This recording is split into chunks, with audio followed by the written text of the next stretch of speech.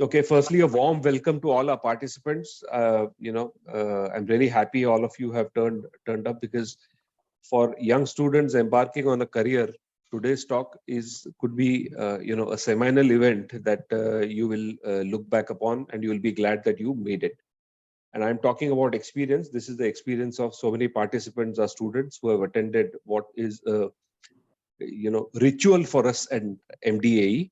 Mr. Roopank Chaudhary advising the students about what's going on with the uh, landscape of careers out there. So let me go ahead and introduce Mr. Roopank Chaudhary. Uh, he's partner and chief commercial officer of Human Capital Solutions, which old foggies like me, my generation, knows it popularly as Aon. He's on the advisory board of Meghnad Desai Academy of Economics and is virtually one of the founders. I suppose one of the reasons that MDAE and Roopank, get along like two peas in a pod is because he's a BA honors in economics from, the elite St. Stephen's College in Delhi. He's also done a PGDM in marketing from IIM Indore and is a visiting faculty in marketing at Jamnalal Bajaj Institute of Management Studies. Now, let's come to the topic for today. While MDA is very well known for its academic rigor, the mix of the education that students get at MDA, that design has followed an eclectic process. We say that MDA is one of the few colleges or academies in the country, and maybe the only one, which sits perfectly poised at the intersection of economics, finance, and data science. So every student who walks through the hall, graduates from MDA, gets that basic core of finance, economics, and data science. Beyond that, based on the program you choose, whether you choose PGD economics or data science and finance, the electives you choose, you can really grow in one or more directions along these three subjects. And all of this, is typically shaped at the academy by, your likes and dislikes, where you think you would like to grow in your career, and a lot of advice which is given to students by their mentors, faculty, seniors like Dr. Dabke, etc. So placing students in a zone of their comfort, their liking, and along the best line of probability for career success is something that we believe a lot in. And this is where, when what we actually do is, when we shape our curriculum, revise it from time to time, we actually take advice from, veterans like Roopank. That is part of what we call having our ear to the ground, because, folks like Roopank are the ones who know exactly what is going out in the world of jobs. What are the shifts? How are the sands shifting, etc., etc.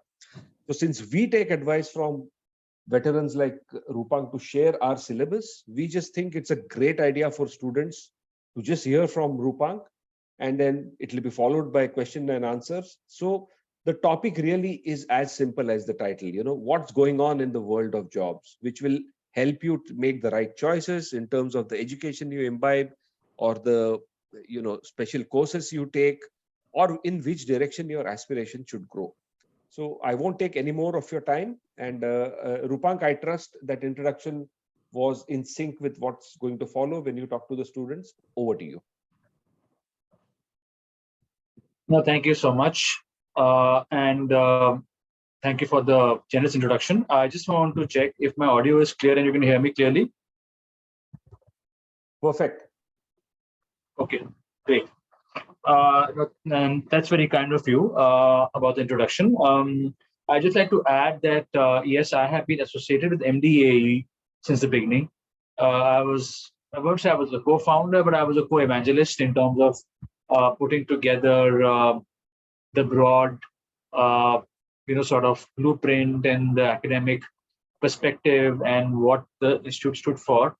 I just have a request. It will be nice if whoever has joined the call can put on the videos, because otherwise I'm just talking to a blank screen, because I don't have a presentation. So I'm just going to be talking to you and more or less answering questions. So if most of you can put on your videos, that would be nice.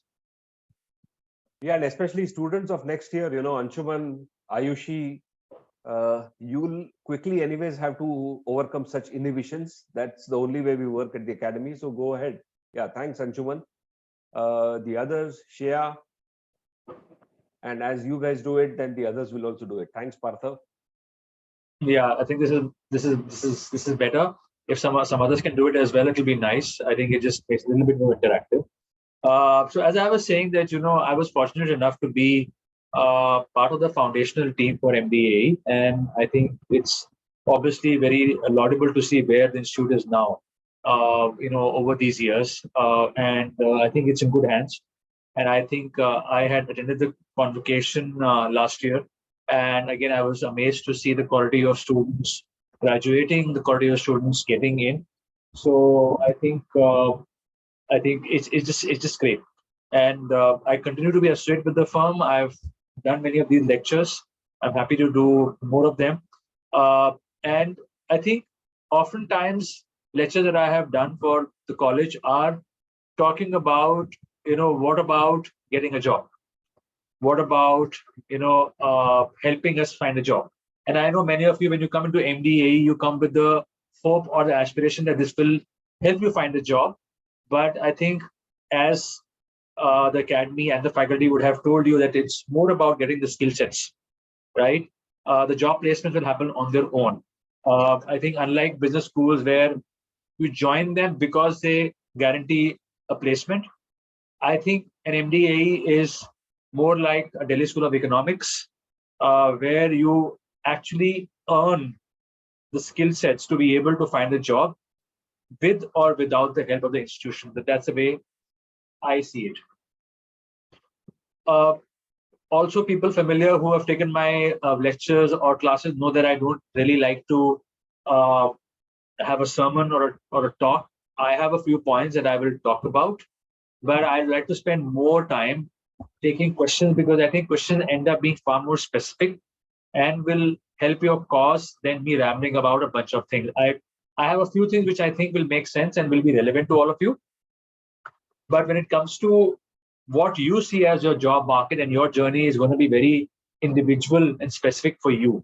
And hence, the more you ask me questions and give your context, the easier it will be for me to give you some responses and give you some direction. I think you all realize that you're in a lucky space. Had you been in MDAE maybe a couple of years back, the middle of COVID, you would have obviously been right in the middle of either a recession or right out of a recession. Now, you are economics students, and I'm sure you've already studied these, but there are different curves which precede and follow recessionary cycles, right? What happened in 2009? What was the aftermath? What happened in 2020? What's the aftermath? I mean, a few things are very, very clear to a bunch of us.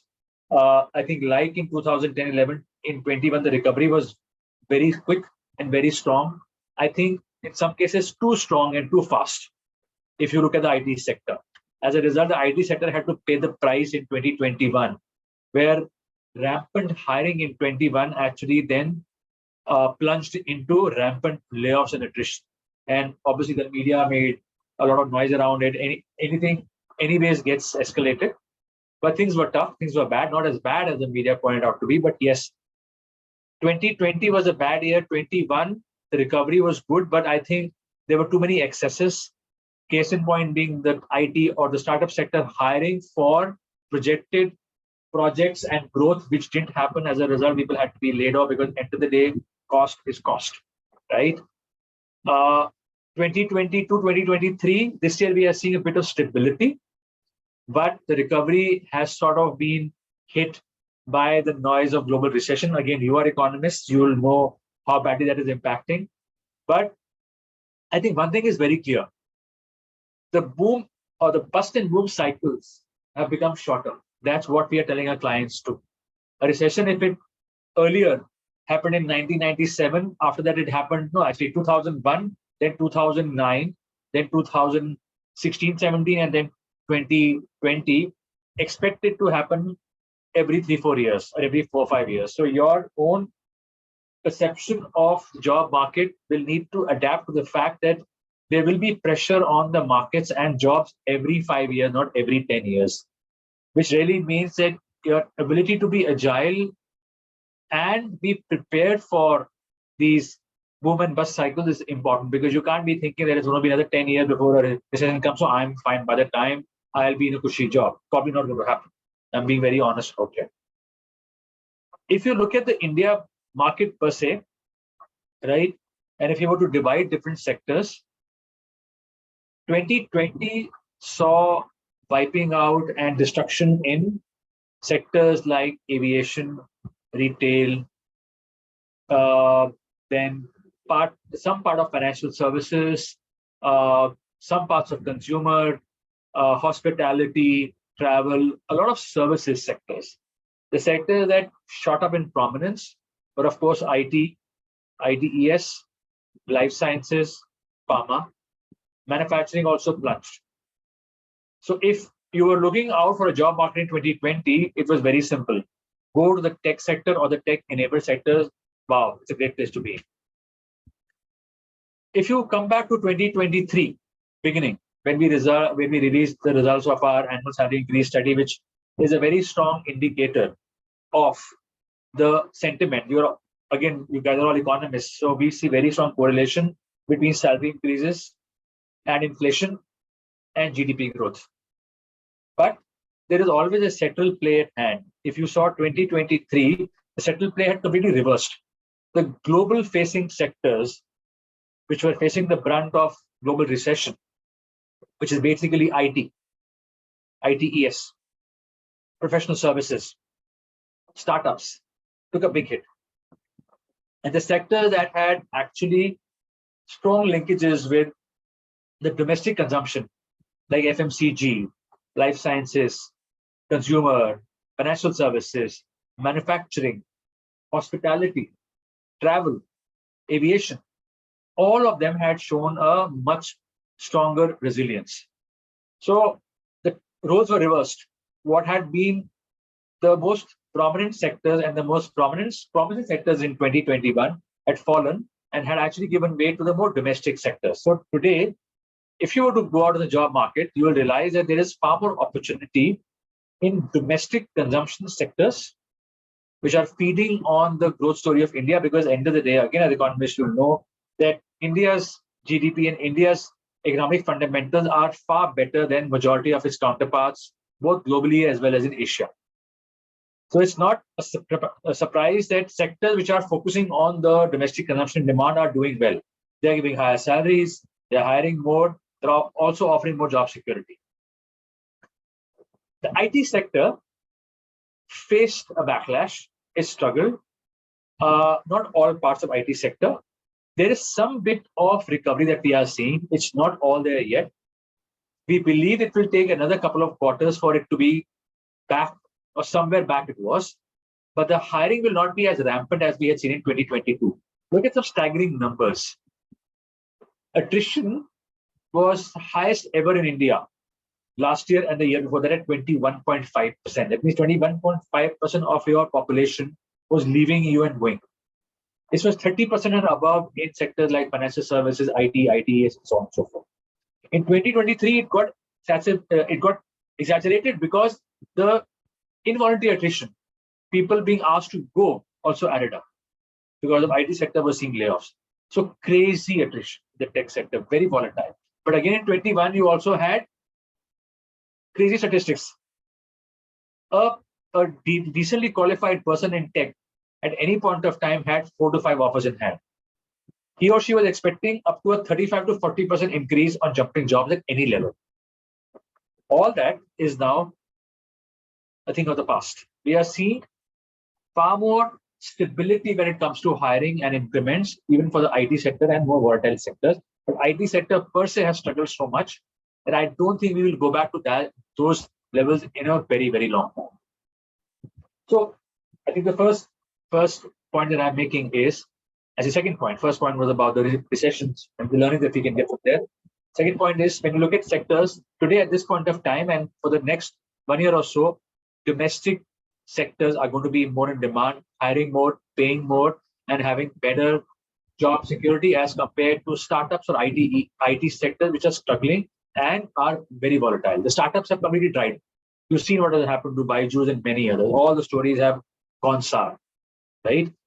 When you get out of the organization, you'll be tempted to join startups or new age sectors, always fraught with risk. Keep that in mind. There are unicorns being made, yes, but there are also many which are tumbling down like a pack of cards. And that is a reality, and that's not going to change anytime soon. Probably going to be there for many more quarters. The third part is that when you go out on the job market, what can you do to be better equipped? Of course, having a fancy resume is helpful, but that's not going to be enough. I think what you may not have heard about, or maybe you have, you are developing some very strong technical skill sets.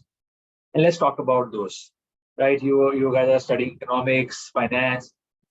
I believe you're also studying data sciences, which is a damn good subject today, damn good. Because where are we heading to? We are heading to a place where we have to become better decision makers. What helps us make better decisions? You might say AI, sure. But broadly, what is it? Data. People who can analyze, manage, work with, and interpret data in the fastest, strongest fashion to be able to take the best decisions for themselves and the organization are the guys who are going to be in demand. Now, that could be data science, it could be data management, it could be anything, right? But that's certainly one area that is going to be in good stead. The second thing is when you're learning economics, I remember 3-4 years back, you had, I think, the lessons from the 2009 economic crisis. I hope that you have something which probably talk about the lessons from the 2020 crisis as well, right? Because markets crash, collapse. People like you who have seen crisis, or actually people like us who have worked and seen crisis are in demand because we know what happened and how to overcome. You may not have seen those, but if you have learnings from different economic cycles and crisis, which you can go out and help your organizations with, is going to be a big thing. Because you will have a very good, strong historical perspective on how markets move and how crises can be managed and in many cases actually rise to an opportunity. I think it was Winston Churchill during World War II, and then it was Hillary Clinton. They had their famous quote was that never waste a good crisis. The smartest economists or the smartest business people are those who actually leverage and thrive when others are struggling in an economy, in a recession. And if you have learnings around that, and if you can actually work on those areas, really nothing like it. Coming back to your skills on decision making, data sciences, the fourth thing which is on everybody's mind is AI. I've been to a bunch of conferences and seminars and webinars which talk about how will AI impact jobs, how will AI take up jobs, how will AI do this, how will AI do that. I think the biggest challenge or the biggest opportunity for anybody who's getting out of the world of the next 5 years is not to be scared of AI, but be comfortable and smart enough to work with AI, which really means that if you can actually manage with digital skills, manage technology and manage data, not necessarily that order, your decision-making ability is going to be far better than many others. And given that you are already studying these courses in MDAE, I think you should certainly make the most of it. The fourth or the fifth part is that today, the biggest change that I am seeing in the market is that you having one skill and being good at it is not going to be enough.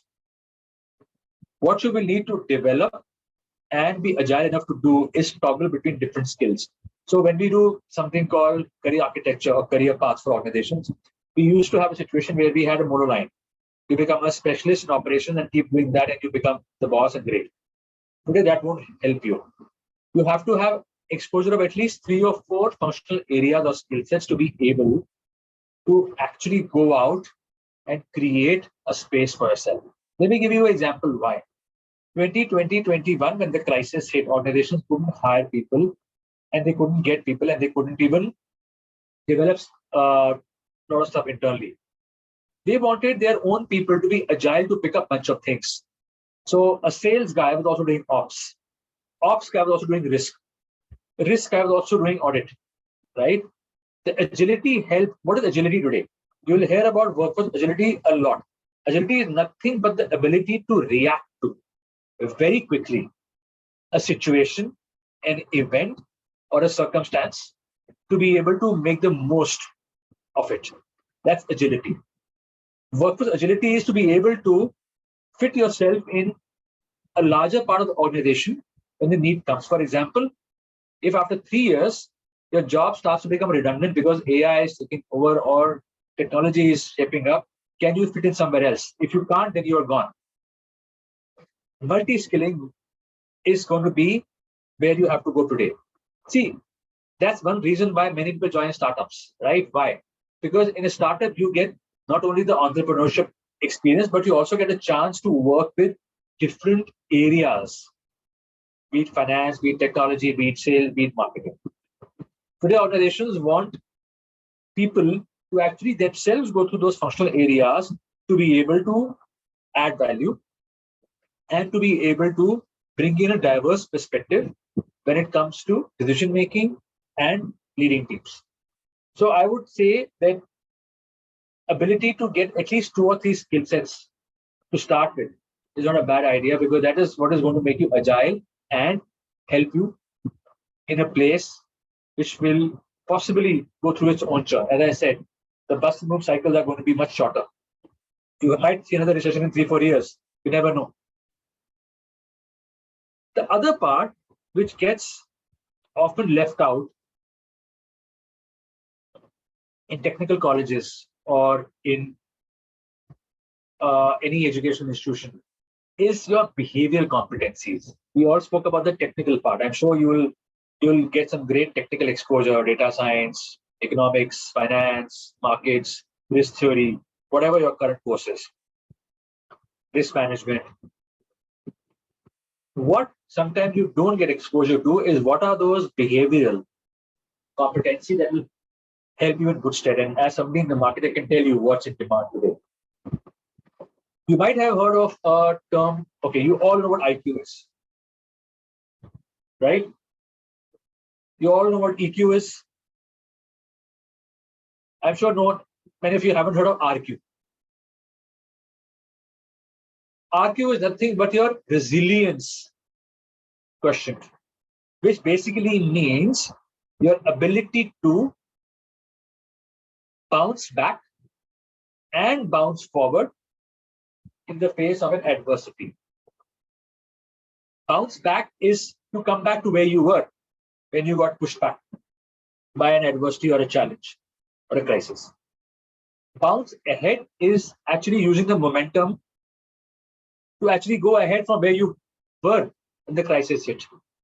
That is usually measured by a resilience question. How can you actually make that stronger? Today, what do leaders want? They want managers and leaders who can actually manage adversity, crisis, and come out strong. They want people who can actually anticipate, survive, and thrive difficult times in crisis to make the organization move forward. More importantly, they are looking for people who can manage ambiguity, who can manage chaos, because we are living in chaotic times, we are living in volatile times, we will have adversity, we will have crisis. People who thrive in ambiguity, who can make sense of the ambiguity, who can manage teams under ambiguity, are the people who are more in demand today than people who are just good technical guys. See, technical skill will only get up to a certain point. Beyond that is all about your behavioral traits. When we look at leaders today, CEO, CEO -1, CEO -2, we all measure them on their competencies. We assume that technical skills are very good.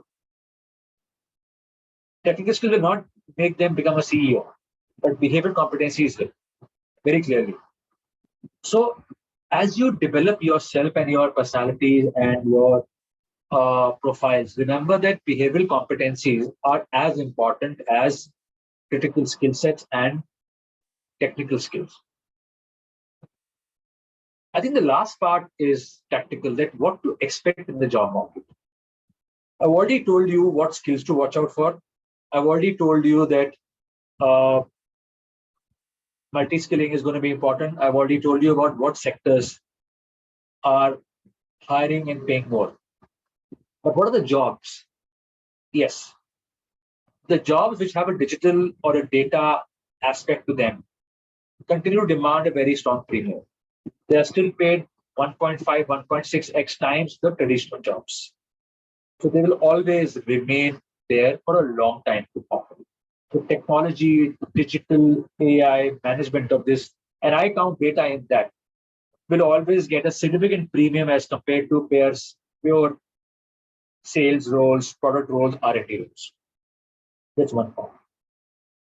The second part is that roles which are looking at control or risk management, which could be audit, risk management, underwriting, will always continue to be at the higher level than the other business jobs because those are more in demand, less in supply.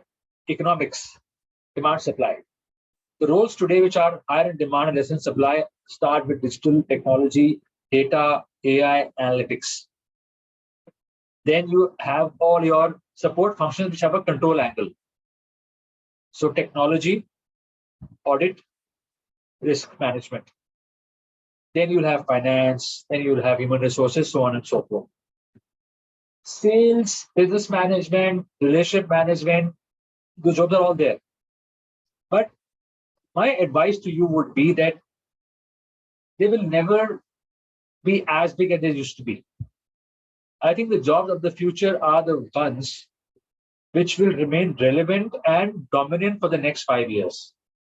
And I would call data science, data analytics, risk management, management of AI, decision making as a few of those which will remain very strong.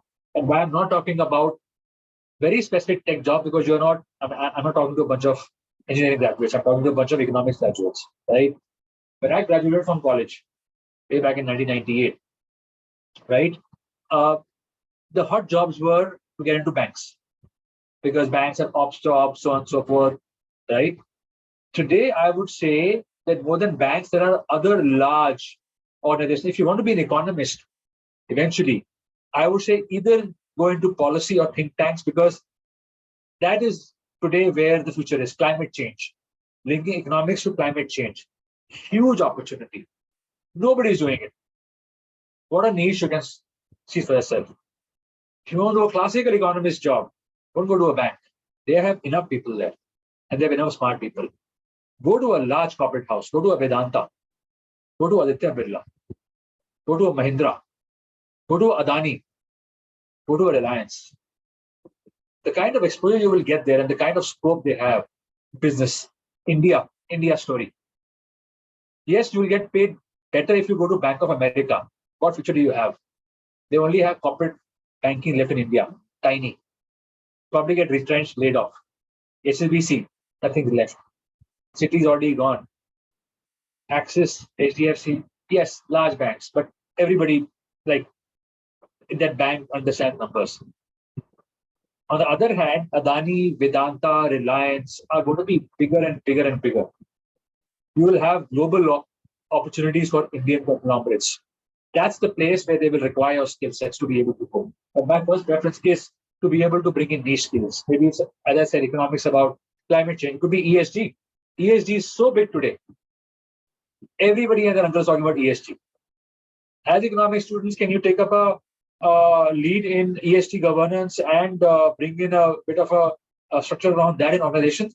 Today, companies have departments and CXOs dedicated to ESG. So nobody knows what to do with it. Environment, society, governance, where do you go? That is where I would say the sweet spot today is, which wasn't there 2 years back. If you can fit yourself in those kind of areas, I think you can make amazing progress. And the final part is that what prepares you for this? I think it's hard work. Not only doing your courses, but I would say network with industry. By network, I don't mean throw invites and just message people and say I want to talk. If I get a message on my LinkedIn to say that, hey, I am a student and I want to talk to you, in all probability, I'll forget about it. I'll have too many things to do. If you are able to figure out my profile and know what I'm passionate about and what I specialize in, do some homework there, put up a point of view, send it to me. Anybody who's passionate about topic will want to talk to that person to have a discussion. That is how you actually do some sort of networking overseas in foreign universities, right? You need to build up depth before you reach out to an industry person. So I would say that you utilize your time to identify what you want. Don't do carpet bombing.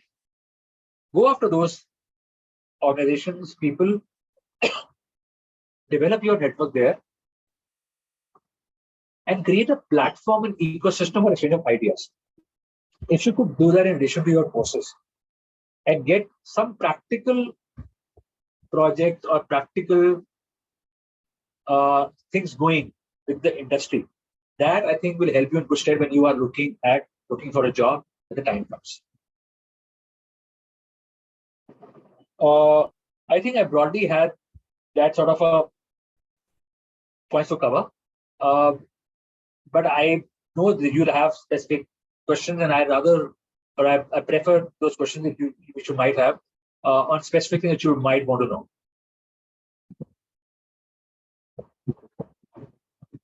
Yeah. So folks, we are a small gathering. So if you want to speak, instead of putting it in the chat box, you should just unmute yourself and ask your question.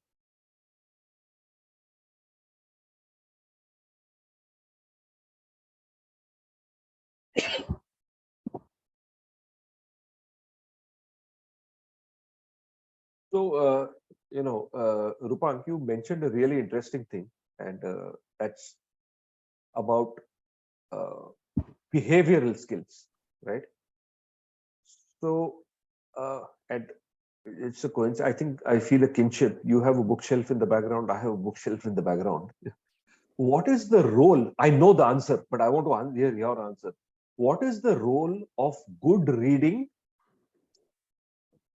in the matter of leading to good articulation, and that going on to dovetail into what you said is behavioral excellence or behavioral attributes? So I don't know if that's the case with your students, but today I see that most of the younger generation is not very fond of reading. I think everything is available online, and you can get snippets and nuggets or whatever you want. I think the difference between reading and skimming through news on the internet, at least what I have seen, is reading helps. Okay, skimming through information on the internet or your iPhone or wherever will help you keep up to date.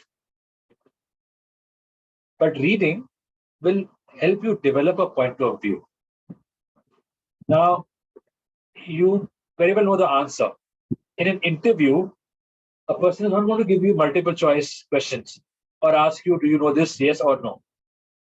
You want to have a point of view. When today I hire people, what I struggle with is students' inability to have a point of view. It could be right or wrong, but I want a point of view. And as an economist, that is the biggest thing. You have a hypothesis supported. That is only possible by reading. It could be reading non-fiction, it could be reading fiction, but a point of view comes when you have been reading over a period of time and you can speak with confidence about a subject, right? A few years back, I used to be part of the admissions committee at MDAE, and there used to be a long answer question on what economics trend or theory or something has attracted you or you are impressed by, and why. And I remember reading those answers, and what I struggled with then is that it was all very, very factual and basic. Very few had a strong point of view on why they said a theory was interesting. That is the problem today. So, in a nutshell, not only do you get a point of view, that's one part, but as a behavioral thing, right? It will help you get to the root of the problem or a context as you go up. Even today, I see people who, I'm giving example of a salesperson, right? They're the last people who want to read. They follow the numbers, but they are always in a hurry and they are, always trying to fix things their hustlers, so on and so forth, right? Their attention to detail, their ability to articulate an argument is very different. But somebody who's been an avid reader and who's been able to, uh, do research on things, will not only have a point of view, but will be able to dive deeper into a problem to find a solution, which will be far more long term than just here and now. Yeah. Any questions? I don't see any raised hands or, Okay, at least guys. Can I ask one? Yes, please. Yeah. Oh, go ahead. See, we always say you must welcome technology and you should never say no to technology. But ChatGPT is something which has shaken up everybody, I think. So what do you think? How will it affect the job market? See, AI, generative AI, all of it will impact the job market, but I think the whole question is about value addition, right? There are many things which ChatGPT can't do. There are many things which will require a heart or judgment or value system or the ability to discern between right and wrong and ability to judge a situation, right? Which is where the behavioral part of a person comes in very strong. Because tomorrow, when you're leading a team of people, ChatGPT can't tell you how to solve their problems. Or when you are making decisions about a business which will have an impact on the environment and climate and ESG, ChatGPT can't help you define the problem too. So what you will keep getting is directions, what you will keep getting is solutions. But it's the human interface which will help you decide which is the right path to take, which is the right decision to take, which might keep in mind socio-economic, cultural, many other parameters than just financial numbers, which was my previous point, that a big skill set or a big requirement of the market is going to be the ability to take the right decisions. And right decision can be taken in many ways. First one, of course, is to have the right data. AI will only give you the data and the answers, but how you use it, what will be the implication, what will be the collateral damage, the pitfalls, the option that you take, that have to come through people who understand the data and understand the environment around you. So yes, it will impact jobs. It will take up clerical jobs, operational jobs, many jobs.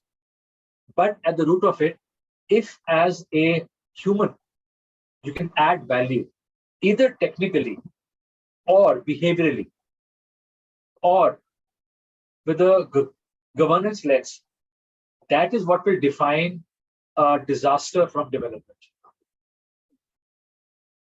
Yeah, thank you. Okay, I see a question in the chat box. How can a fresher navigate through the job market provided already present rigorous competition for few available jobs? See, a fresher can navigate the job market, as I said, you'll have to work harder than somebody who has relevant experience. I wouldn't call it a disadvantage, but I would call it as that you will have to probably do more in your years of education to at least come to a level playing field with somebody who has work experience. And which is where doing projects, internships, affiliations, networks comes in much more. If you land up with doing nothing, just a certificate as a graduate fresher, yes, you'll find it difficult to get jobs. That's one part. The second part is that there are organizations and there are sectors which prefer freshers, right? Case in point, consulting. They like freshers because they can mold people the way they want to. They don't want functional experts, right? They don't want a petroleum engineer from Reliance or an operations manager from HSBC. they want graduates because they feel that they can actually make them learn rather than unlearn and mold them the way they want to. Then those guys go for MBA. So I would say one, do what I just told you about: internships, networks, projects. At the same time, figure out which are the industries and jobs and organizations which actually have a preference for freshers than work experience.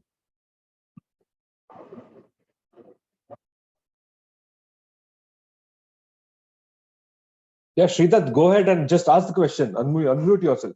Yeah, I was just waiting for Roopank to get done.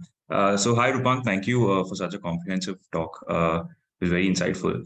Now that we've gotten into the MBA debate, I was just wondering, so here's the perspective of a guy who's just graduated 2 or 3 years back, because you've been an industry expert. So this is what I think, like, I can speak for a few of my friends and people graduating right now. It's that it's the specialist versus the generalist degree, the question. Now, as you said, like people who, especially we're all, given that we're all economics or aspiring economists, we are on the specialist route, or at least like we have a certain set of degree skill set that maybe an MBA would not have.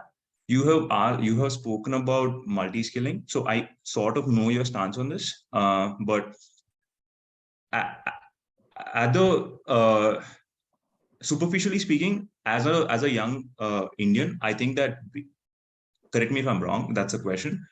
Being a generalist sounds more lucrative because, as you said, consultants, it's a very lucrative job. It pays a lot more. And going for an MBA makes more sense than sort of doing an economist degree and then going and doing a PhD. So what my question is the Indian economy and the Indian market going to appreciate specialists in the next 10 to 15 years? Or is it just going to be a generalist being more in demand throughout? So that's a broad question. Yeah, and I think that's a fairly smart question as well. So let's put it this way. Multitasking comes from agility. Agility is ability to do a bunch of things or be able to toggle and reinvent yourself when things demand. Now, when economies are going through a lot of change, a crisis, or adversity, you will struggle to maybe hold on to your job or add value. But if you have, like, for example, let's take example. If you're a marketing guy in a scenario, it's great. Let's say crisis hits or COVID hit or something else hit. If you're a marketing guy with digital experience, brilliant. Multi skill sets, you can do both. And that is, or if you're a banker with digital skills, fantastic. You can fit into the system. If you are an old dinosaur who can't do technology, you are doomed. That's where multi-skilling comes in. The challenge is that multi-skilling or being able to do a bunch of things will always be required for P&L roles or business management roles. A CEO of an organization is unlikely to be a technical guy. He won't be an R&D guy. He won't be an actuary. He won't be a product manager. He'll probably be somebody who's done sales, operations, client management, client development, done all of it. Now, he may have started out as a specialist guy, but as a generalist, that is where you manage a business. So you have to separate the two. Specialist jobs will always be in demand, and more so in areas which are in demand.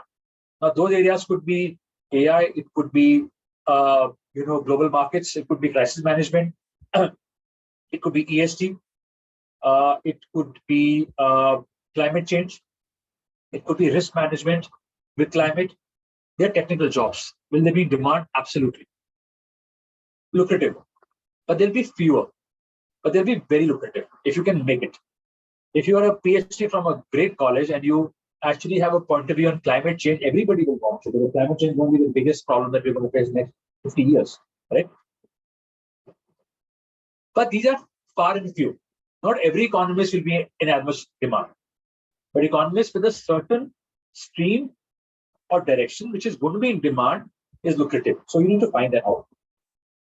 On the other side, MBA, general management, dime and dozen, they won't be as much in demand as a specialist technical guys, but those are the guys who can then get to people management, team management, P&L management, business management, I haven't seen any R&D guys or actuaries or scientists become CEOs. For a CEO, as I said, the last few years of your job are not about technical skills, they're about behavioral skills. How much you manage pressure, crisis, people management, leading teams, being able to motivate people. That is what counts. So yes, CEOs will always get paid more, but not every MBA will become a CEO. So it's a level playing field. There are lakhs of MBAs who go out. How many of them make CEOs? Very few. But you have a shot at making a CEO or a P&L head. On the other hand, you might, if you pick up an area which is very specific in economics, technical, you might get a fantastic job at Vedanta and probably get paid average as a CEO of a small firm. But those are far and few in between. You have to pick your battles. I would say, here you have to figure out what you like doing. Because if you are a technical guy, and if you hate managing people and you hate managing problems, solutions, you will not enjoy it. And if you are a people's guy, you're a client manager, you love going out and selling and smooth talking and hustling and managing teams and getting things done, you'll hate being a scientist, economist. If look at my own job today. In consulting, we have two kind of profiles. One is the deep-rooted project manager who loves the delivery of a project, who will sit with the client for days and days and talk about lots of stuff and data and keep on and on and on. He won't become a CEO. But on the other hand, you'll have somebody who likes talking to clients, who understand how businesses who has commercial acumen, who can go and talk to everybody, who can go over pitches, who can also manage internal teams and finance and HR and keep the firm together. Generalists and specialists will always have two separate paths. You need to decide where your calling lies. Yeah, I think, Sridhar, by the way, that was a brilliant question. If I may add my 2 bits. See, when you say generalist versus specialist, in contractarian or paradigm terms, I think you are talking about, breadth and depth, right? And there is no one answer to that. The only thing is your calibration all throughout should be perfect, right? How much breadth you want to sacrifice to go deep, or how much depth you want to sacrifice to go broad. And as Roopank said, it is what you want to be, which of the, or what should be that ratio will come from within you. Yeah. So you should be very comfortable with what you are, what your strengths are, and what is going to keep you most engaged productively and make you happy in whatever organization you're sitting in. Having said that, one thing is there. Suppose you realize that, Sridhar's calling in life is to be a deep guy, right? A specialist. That doesn't mean you should be blind to what it means to managing people, working with people. So you should have a good sense of breadth. And the most brilliant CEOs I have seen, even though they tend to be generalists, when the time comes, they can call the specialist on the mat and go down to his level of detail on a particular issue, right? So you have to decide what your calibration ratio is going to be, but you should never be blind about the other thing. And a last bit, don't assume that MBAs will continue to stay extremely generalist. If there is a trend in the US now, a lot of MBA programs are turning into STEM MBAs. So they've realized that if you want to manage organizations, you have to have a handle on data.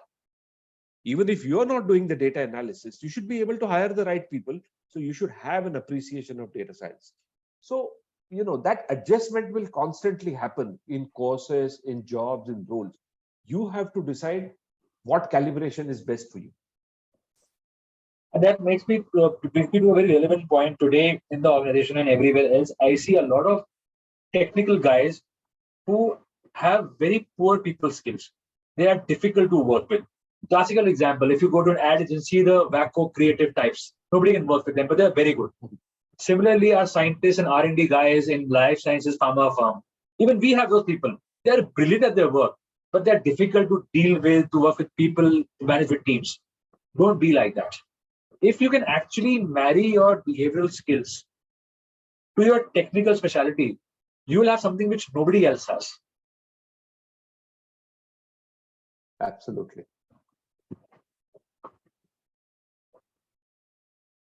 Okay, while we wait for the next question. So, Roopank, I have a question. I want your opinion on this. And this is not related to current times or the future.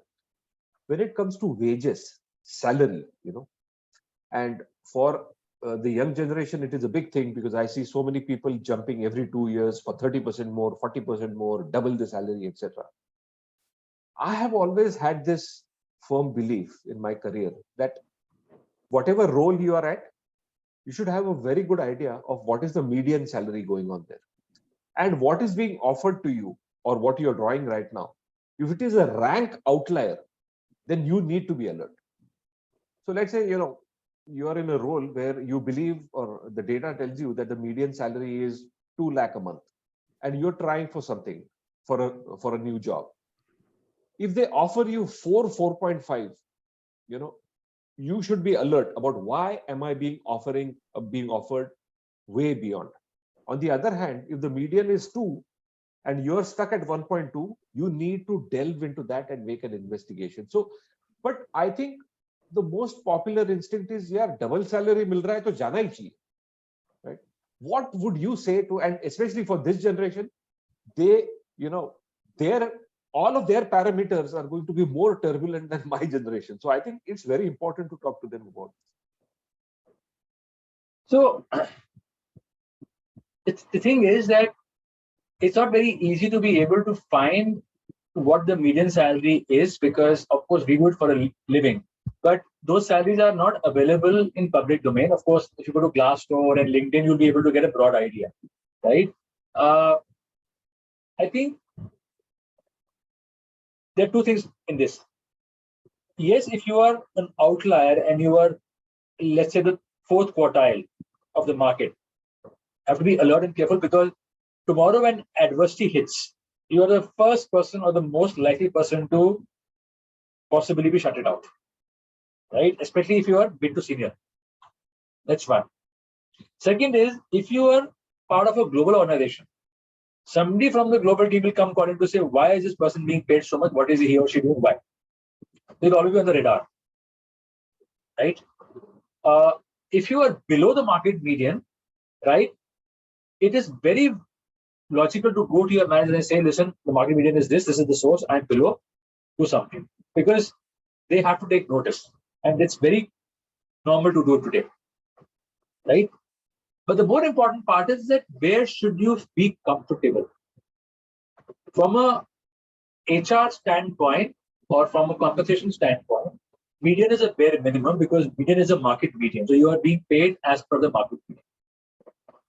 If you have traditionally been a high performer or if you're told you're a high performer, you should always be above the median. In the 3rd or 4th quartile, minimum P66, if not P75. The third thing is, what does your organization want to define its value proposition around? There are companies which say we are high pay masters. McKinsey will kill you, but they will pay you 19th percentile. Many of the firms will say that we have a good work culture, we will give you good work, but we will pay market median. So be happy with that. If you are joining a firm knowing this, then don't think that they will pay you P75 and don't get upset because you're joining a firm for the culture and the work and not the money. P50 is fine. But also keep in mind, when you're getting promoted, you will never be P50 of that new role. You'll always be P25 because you are not proficient yet. Once you become proficient, you become median. You become better than proficient, you reach P75. If you become redundant in a particular role and you can't get promoted, you reach P90. So keep in mind that sitting at P90 of a role for too long, it means that there is nowhere to promote you to. As a matter of time before they grandfather you out, as a term is, which means push you out slowly. Fantastic. So I would tell all the participants, especially the young students, that try to develop a mature approach, the kind that Roopank was talking about, around what your salary is and what it should be. That should be a mature process, and never make the mistake of saying to your boss, you need to increase my salary because I have a big EMI on an apartment. That doesn't work. I had a few people say to me, my only answer to them was that we don't pay you so that you can pay off your EMI, right? You can downsize and go to a smaller house. So develop a very mature argument within yourself around what your salary is, what you think it should be, and what argument construct you should offer to ask for more. And I think I'll just add one more point there. It's all about data. Have the right data, you'll get the right decision and the right response. Also, don't go to a manager and say, but my batch rate gets this much. Batch parity finishes when you have left college. Yeah. After 2, 3, 4 years is how well you have done. You will probably get an answer, but that guy has performed at this level and you haven't. You'll feel stupid after that, right? So do not compare batches, or my batch parity, this company gets this much. Nobody cares about that. Stop the batch parity once you're out. After you have graduated from MDAE or an MBA college, it is how good you are, which will define how much you get paid for the next few years. Yeah. The batch parity question only your spouse is entitled to ask. Okay, guys, any more questions?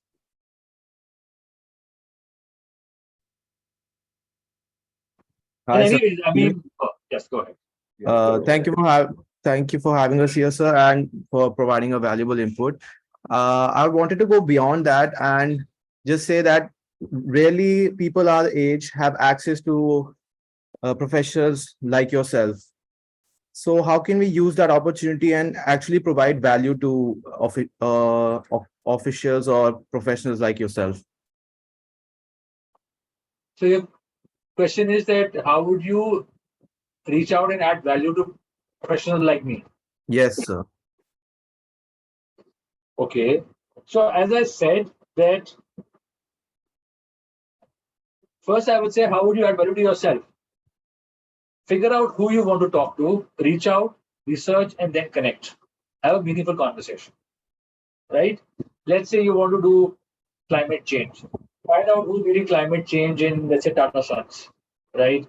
And tell him that, as an economist student, I'm very keen on climate change and how the economics of climate change can be managed over the next 10 years. And I have done so and so. I have researched in the point of view. 95% of the time, he will reach out to you and speak to you because you are adding value to him by talking about his subject. He might then say, okay, you know what, Lakshay, if you have time, why don't you research on this part and come to me, we'll have a chat. Mm-hmm. Intelligent professionals would utilize you in that sense. Okay. So is there anything that you're interested in right now other than climate change?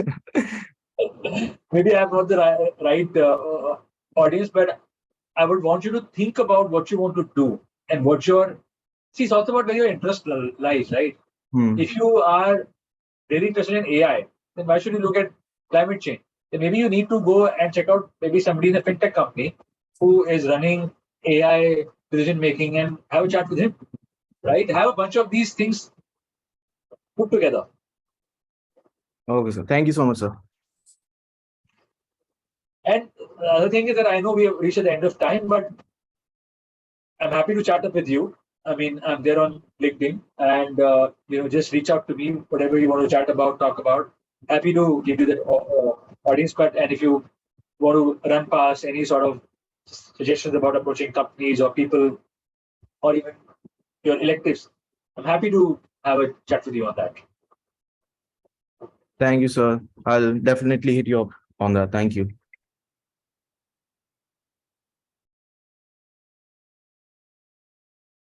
Okay, so Dr. Dabke, we seem to have come to the end of the designated time. In fact, this whole thing seems to have been perfectly timed because the questions have ended, and I'm sure Roopank has something, a meeting or something to go to. So it's been a great session. So Dr. Dabke, if you can, do the conclusion, and then we can end the session. First of all, I'd like to thank Roopank for giving us time and interacting with our students. I think they have really learned a lot from you because the perspective you gave, was different. than what one would expect as to what is happening in the job market. So maybe they must have thought, okay, you might tell them you go and look out a job here and there. But what you spoke today was literally giving them the knowledge to understand how one has to really think about yourself and your future and plan accordingly, and what are the skills one requires. So it was really very, very fruitful and enjoyable both. Yeah. So thank you so much for giving us time, and looking forward to more your inputs, and wish you could come down to the academy sometime and interact with the students more if you find some time. Yeah. No, more than happy to do that. I'd love to do that in person, but it's always a pleasure. I think as an MDAE has a strong place in my heart, and I would love to be of service and value and partnership whenever you would like. I'm happy to be with the students and be present for any other lecture or any other sort of session at an appropriate time. Thank you so much, Roopank, and Thank you, Amish. Thank you so much. all participant students. Thank you so much for turning up, and we'll have more such sessions as the year progresses. Okay. Thank you, everybody. Have a good evening. Bye-bye.